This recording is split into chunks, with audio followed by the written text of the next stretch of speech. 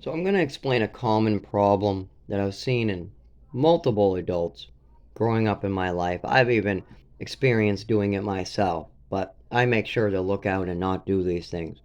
And I suggest you do the same. So I'll give you the most recent example. I had a seizure, and when I'm out and unconscious, people like to take advantage of me. And I don't try to hide what I'm saying. I'm right up front with people. I don't try to go behind their back and be dishonest or deceiving or manipulative. So if I'm going to make a phone call and describe something maybe that you did to me, I'm just going to do it in front of you and tell you I'm doing this. That's honesty, and that way you know what you're doing. So I called my doctor and I explained the seizures that he already has recorded. And I explained I'm worried that when I'm unconscious, somebody could steal my stuff, or maybe my roommate might not know what to do and think that maybe this is a great time to have sex or something, even though I'm not homosexual. At 83, he's losing his mind, and he's already tried to kind of do these things. So I explained this to the doctor that I'm very worried about his mental health because he's elderly, and every single time I go unconscious from a seizure, I don't get medical help. I almost get molested. So I explained this to my doctor. Well, my roommate obviously is getting upset over hearing this in the kitchen. So after I'm done with the doctor, I explained to him, don't worry, I'm not gonna, totally throw you under the bus. I just want to make sure that you know you cannot do these things again when I'm unconscious. I have cameras set up now, and I need you to understand that you cannot do these things. And the only reason why I'm telling this to the doctor is because I need lots of help with this neurological disorder.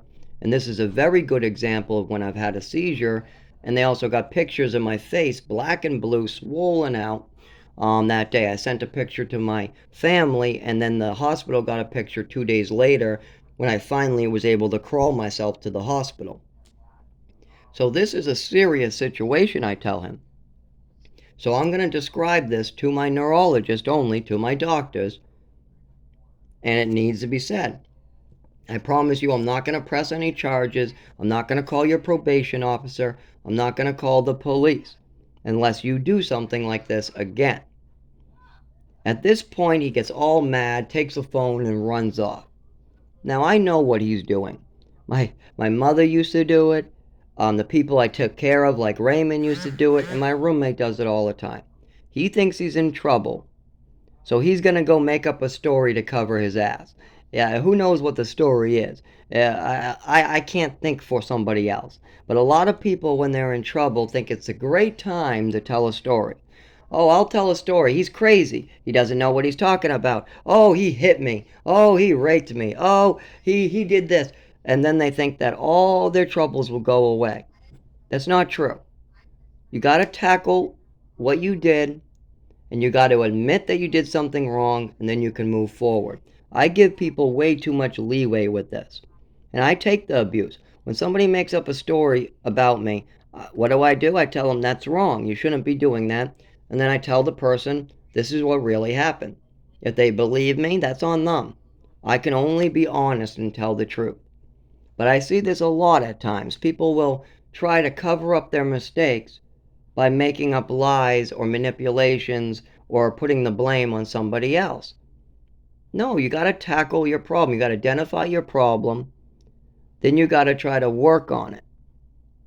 Then you move forward. But if you continue to try to blame other people for your mistakes, or if you continue to lie and manipulate because you're scared or worried, that's going to cause more problems for yourself. I have a tattoo on my arm as a reminder not to worry. And I think a lot of people need to know that just because you're worrying about something doesn't mean you should take some rash, horrible action. You shouldn't. Just because you're worried or you're scared does not mean you can make up stories, tell lies, or even hurt somebody else. And I see this a lot. I saw it with a disabled individual I took care of named Raymond. He tried to tell his workers would tell him he needed to do something or say that they knew he did something, and instead of trying to fix what he did, He would blame the workers and say, "Nope, my worker abused me. My work." So he would go through a new worker like every month until they ran out of workers. Then they wouldn't know how to help him. So then he would go in and out of shelters. I ended up getting him a lot of apartments, housing, got him out of damages, things like that. But I did notice with his workers, his mother, his father, whenever they wanted him to do something, or whenever they brought up something that they did, like, hey, Raymond, you can't do this. You can't flood 3 floors and cause 2 grand of damage. You're hitting me. No, I'm not. What are you doing? And then he'll go and call everybody under the earth on the phone. This is happening. I don't want them here. This is happening. And this is their worker. This is their mother. This is their father. So why do people do this? Why do people make up stories when people come up with true events?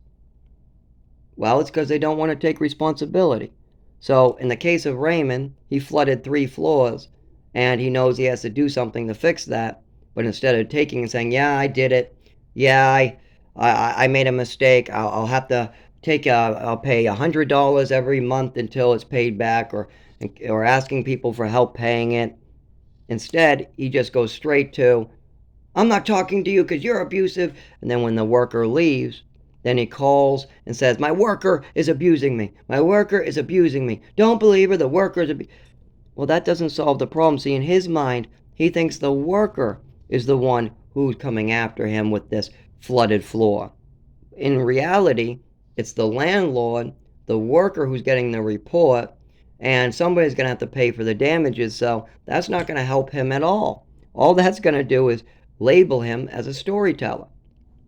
Same thing with my roommate. My roommate went to jail and told a story to cover that up.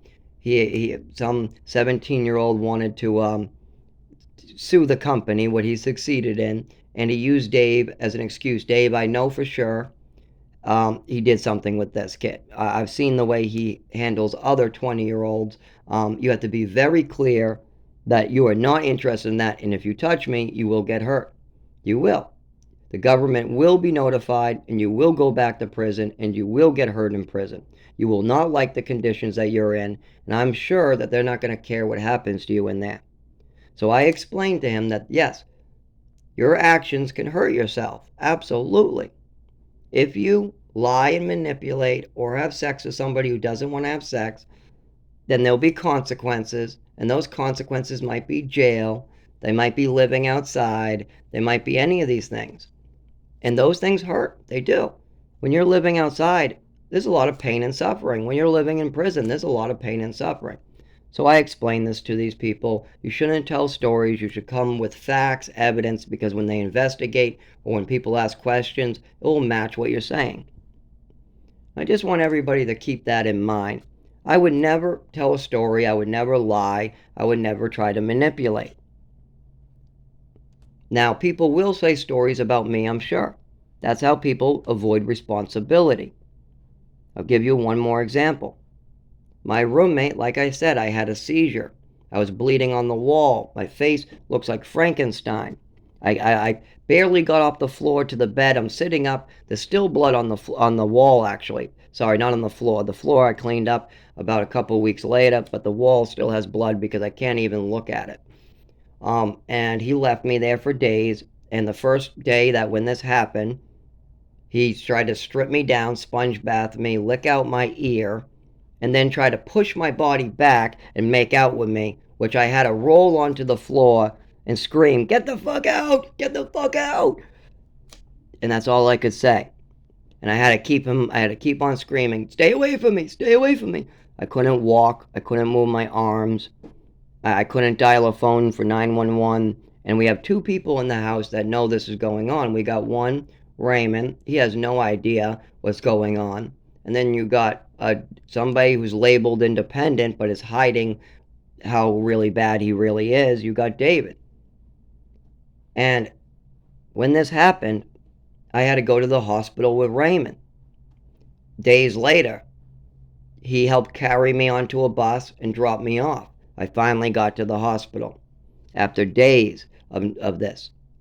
Now, when I discussed this with David, said you can't be doing these things, when I fully had my ability to move and talk back, I had a full discussion. Now I'm running out of time on this video, so I'll have to split this into two. The second part will be the discussion with David about why. Why did you do this? How can you prevent yourself from doing it in the future? And I'll explain what his responses were, and what the state is doing for me, and what David is doing to try to help the situation. What he's not, he's making things worse all the time.